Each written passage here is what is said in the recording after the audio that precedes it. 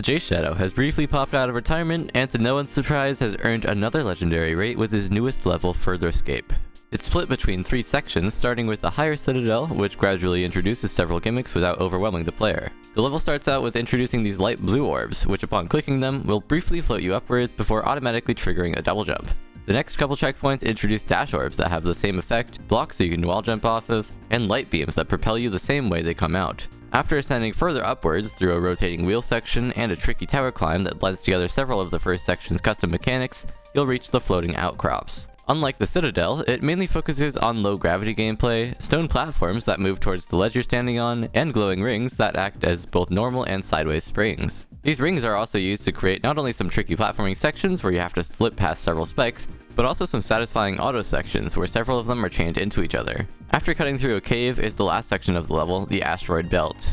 Here, you'll have to readjust to the numerous gimmicks of the level as the ball, especially since this part is noticeably harder. However, there are also geysers that blow you upwards and custom surfaces that rotate the level 90 degrees. The former has some tricky setups, such as using back-to-back geysers to climb further upwards or using one of them to extend your robot's jump height. Aside from the gameplay, there's just so much detail in the level's decoration. The background in the higher citadel has some nice touches such as a boat cruising across the sea and some islands in the distance having palm trees, while the moving banners in the foreground make for a subtle wind effect. The clouds drifting past you in both this section and the floating outcrops really add on to the aesthetic. And the asteroid belt seemingly scatters several spikes throughout the background as it naturally fits this section's art direction. Check out the color purple by iownfish, an auto-scroller where you have a double jump.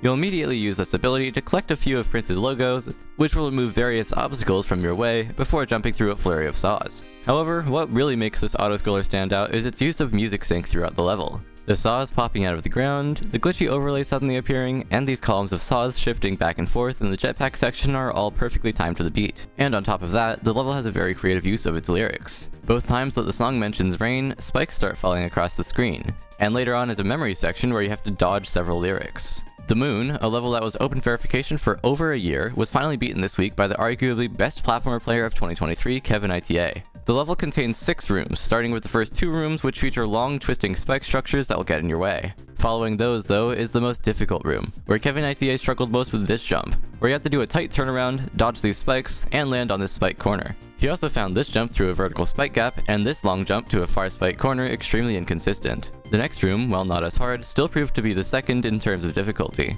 It has a very unique gimmick, where the rotating spikes in the background will still hurt the player. This makes some jumps, such as these in-betweens, more difficult, as you'll have to wait for the right timing to do them. The final 2 rooms are overall much easier, and respectively themed around the Donkey Kong level Bramble Scramble, and an amalgamation of all of the rooms so far. Congrats to KevinITA for verifying this level, which he believes to be top 30, and good luck to those who would like to try it. Macloris has claimed a new hardest on the top 7 Angel on a Satellite, a level which went victorless for 4 months. His favorite section was the ending, which include weaving through several rows of saws as the jetpack, and later on, also through these crisscrossing spikes.